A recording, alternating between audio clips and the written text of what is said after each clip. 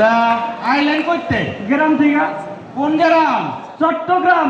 আইতে কোনো সমস্যা হয় নাই তো? হয় নাই মানে ট্রেনের ভিতরে উঠছি, রাত্রে তো ওয়াশরুমে চাপ দিচ্ছে, গেলাম ওয়াশরুমে, কাজ সারছি, পানির জন্য বদনা টান দিয়ে দিই, বদনা শিকল দিয়ে বান্ধা হয়েছে কাম, বদনার জায়গা মতো আসে না। কর্তৃপক্ষরে ফোন দিলাম, স্যার আপনার ট্রেনের সার্ভিস খুবই ভালো, যেইভাবে ট্রেন যাইতেছে এইভাবে ঠিকই ওর লক্ষ্যে পৌঁছায় যাবে, কিন্তু যেই বদনা বাইন্দা রাখছেন ওইটা তো ওর লক্ষ্যে পৌঁছাচ্ছে না। কর্তৃপক্ষ আমাকে রিপ্লাই দিচ্ছে, স্যার আমার বদনাটা মেলে বান্দা, আপনার জায়গাটা তার বান্দা না। এটা আগে আছে।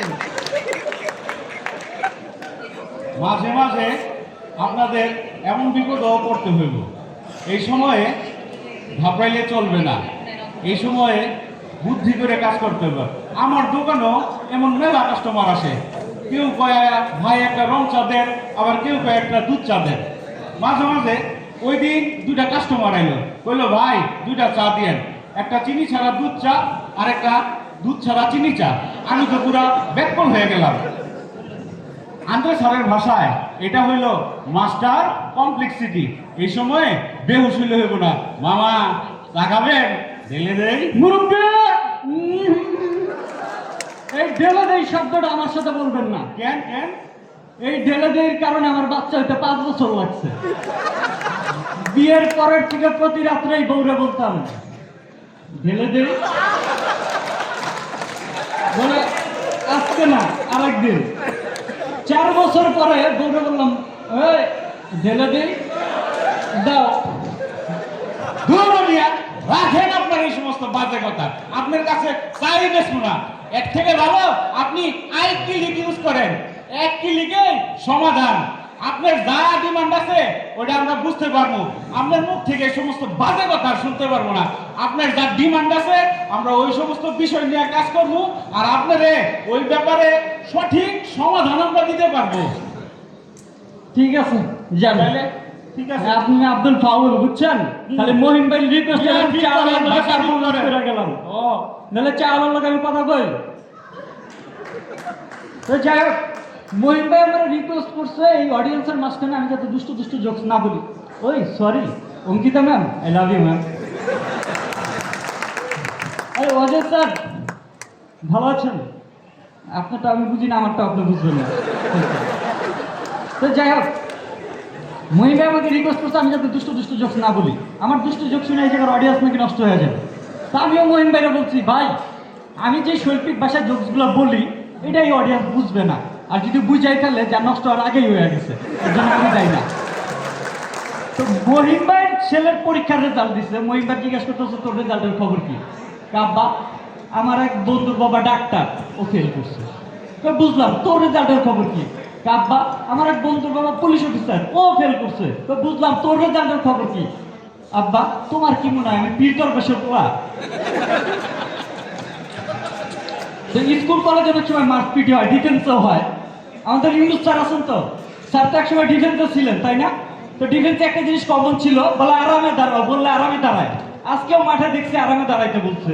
আমার খুব জানতে ইচ্ছা করে স্যার, যে আরামে দাঁড়াইলে আসলে আরামটা লাগে কোথায়?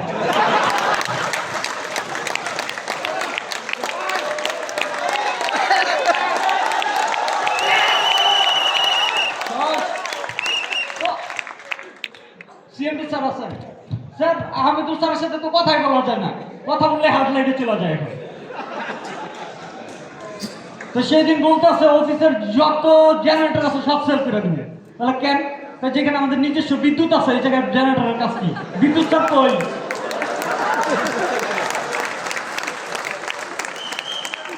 তো বাল্বের আবিষ্কারক থমাস আলভা এডিসনের মৃত্যুবার্ষিকীতে ইউএসএতে 2 মিনিট লোডশেডিং করে তার প্রতি শ্রদ্ধা জানানো হয়। ওই দিক থেকে চিন্তা করলে আমাদের বাংলাদেশের বিদ্যুৎ উন্নয়ন বোর্ডের শ্রদ্ধাটা মানে উতলায় উঠবে। তো যাই হোক, দেখে এই এম এম মোর্শেদ স্যার আছেন নাকি? আসসালামু আলাইকুম স্যার। স্যার সরি স্যার, আমি আইডি কার্ডটা নিয়ে আসিনি আজকে। স্যার আপনি তো কারোর কিছু নিতেও দেন না, দিতেও দেন না। আজকে আপনার কাছে একটা জিনিস চাবো, থাকলে দিবেন, না থাকলে নাই। একটা চিরুনি হবে স্যার।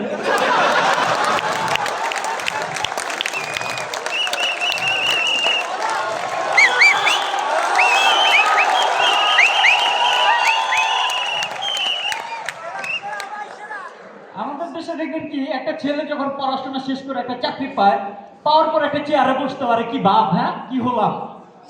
এই ভাবটা একটা বিদেশি ছোটবেলা থেকে পাওয়া থাকে। কারণ কি, ওদের কমোডের সাইজ দিয়ে। আমাদের জন্য আসলে ওই হাইটে বসে থাকা কষ্টকর। আমাদের জন্য আরো সুবিধা হতো যদি আমরা শুয়ে শুয়ে করতে পারতাম। শুয়ে থাকার কাজগুলো করার এক্সপার্ট। দেশের জনসংখ্যা দেখেন, বাংলাদেশের 50% জনসংখ্যা বৃদ্ধি পাইছে একটা কথার উপরে ভিত্তি করে। বিশ্বাস করো, কিচ্ছু হবে না।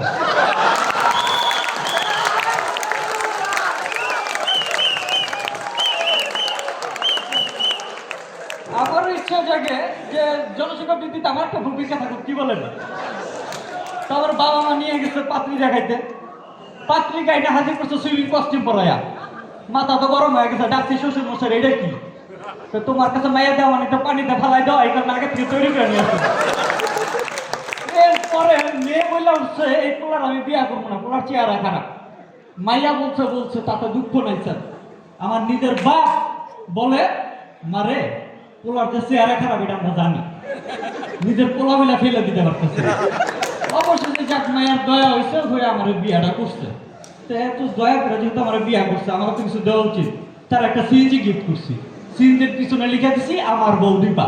ওমা রাত করে 3 মাস যাবত আজকে বাপের বাড়ি। পরে খেয়াল করলাম যে যেখানে লিখছিলাম আমার বউ দীপা, তার নিচে লেখা ছিল ভাড়ায় চালিত। স্যার, আমার মা সবসময় দোয়া করতো আমার সন্তান যেন থাকে দুটো ভাতে। আজকে 3 মাস যাবত খালি ভাতটাই খেয়ে আছে।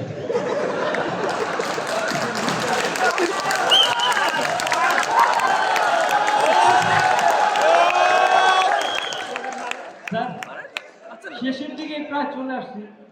জোকস করলাম, অনেক কিছু করলাম, গান গাওয়ার খুব শখ ছিল আমার। সত্যি খুব মায়ের কথা মনে পড়তেছে। আমি কি মাকে নিয়ে 2টা লাইন গান গাইতে পারি?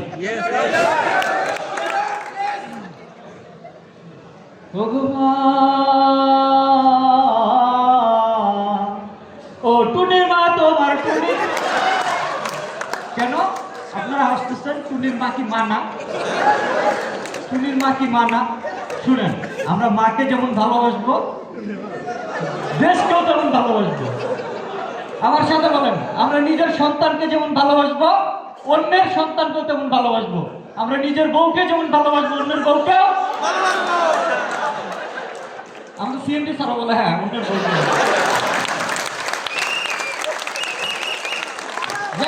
অন্যের বউকে ভালোবাসার কোনো দরকার নাই, শান্তিতে থাকেন। আর আচ্ছা, বিয়ে করেন নাই কে কে? একটু হাত তোলেন তো। শুনেন, যে করে হোক শুধু প্রার্থনা করেন, কারো স্মরণে বলতে পারবেন না। আমার সাথে বলেন, আমার দয়াল বাবা করনা দয়া দেনাই উপহার।